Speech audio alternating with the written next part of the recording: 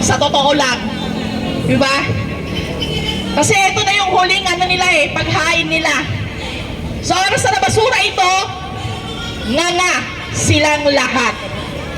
Pupulutin silang lahat. Naman. Kaya nanginginig na sila. Tinatawag na nila si Taning. Sa ating mamamayang Pilipino sa bawat sulok ng mundo na hindi karapat-dapat ang pamumuno ng mga nakaupo na ito. Maniwala kayo sa hindi. Believe it or not, wala tayong batas ngayon sa Pilipinas. Di po ba? Maniwala kayo sa hindi. Ang mga kapatiran nating mga pulis,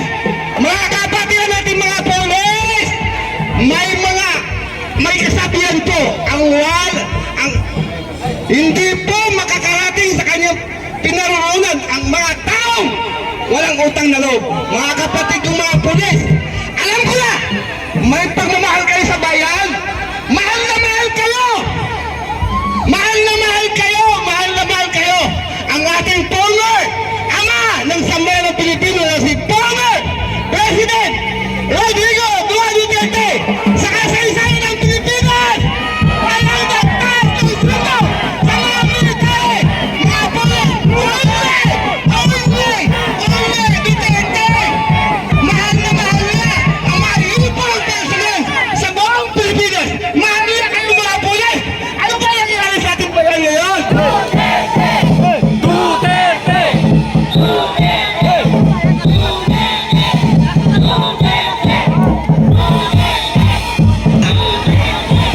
Wala po tayong ibang hangad at dalangin kundi ang may basura ito. At panalangin din natin, hilingin sa itaas sa ating Panginoon na ang labing tatlong senador na nasa majority block, 13, ay wag pong bumitaw hanggang dulo ng laban na ito.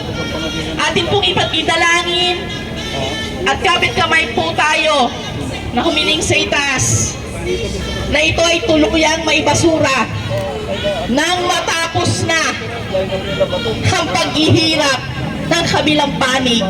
Nagdidiliryo na ho sila sa totoo lang. Diba? Kasi ito na yung huling ano nila paghain nila. Sa oras na basura ito, nga silang lahat.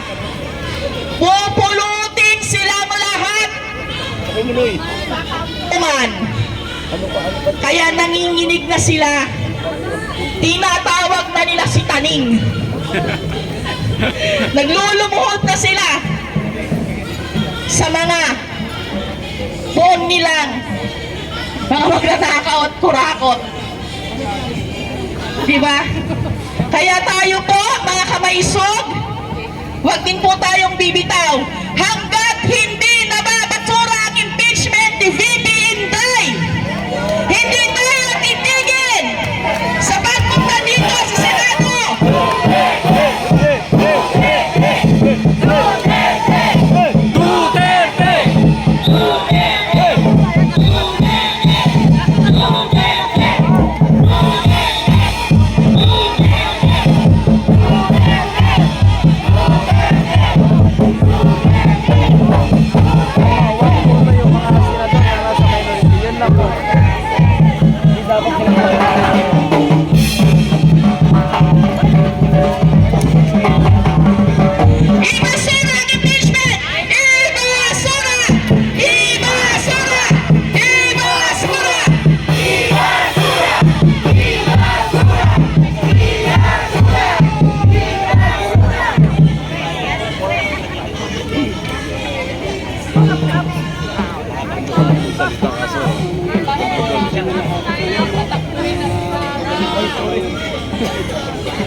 Ano po yun, talagang ano na po yun, nakalinya na yun, siya po talaga ang magiging Pangulo natin sa darating na 2028.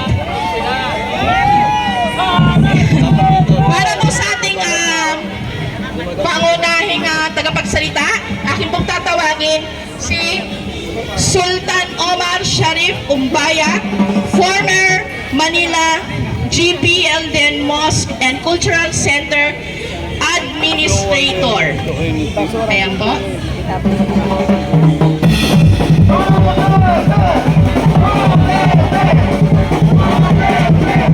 Duterte! Duterte! Duterte! Duterte! Duterte! Duterte! Duterte! Ang pag-asa ng sambayan ng Pilipino. Sino? Sino? Ulit! Ang pag-asa ng sambayan ng Pilipino, Muslim man o Christian, sa 2020, sino?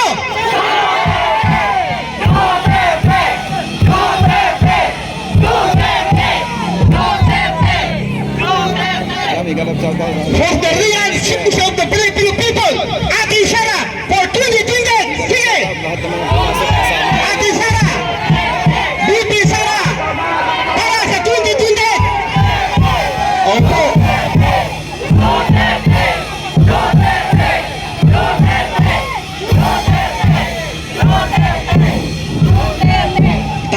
Tama po kayo, mga minamahal kong kababayan, Muslim man o Christian. Ang sigaw ng mga maisog, nagkahalo na po ang sambayan ng Pilipino dito sa harapan ng Senado. Nandito po dumating ang grupo ni MP Sultan Idris Arimbang. Asan po kayo? Mga grupo ni Sultan Idris Arimbang. Pangsamoro, nagsanip mesa po.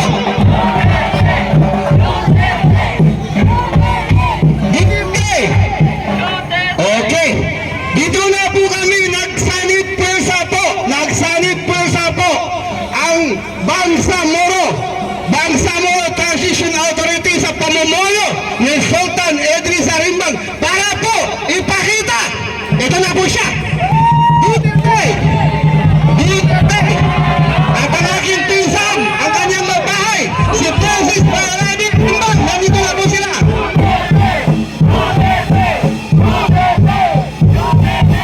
Nandito na po tayo, mga minamahal kong kababayan, para po ipakita sa ating mamamayang Pilipino sa bawat sulok ng mundo na hindi karapat-dapat ang pamumuno ng mga nakaupo na ito.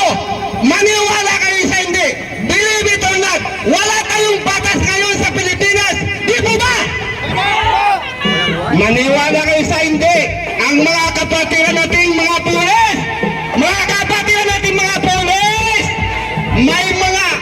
may kasabihan po,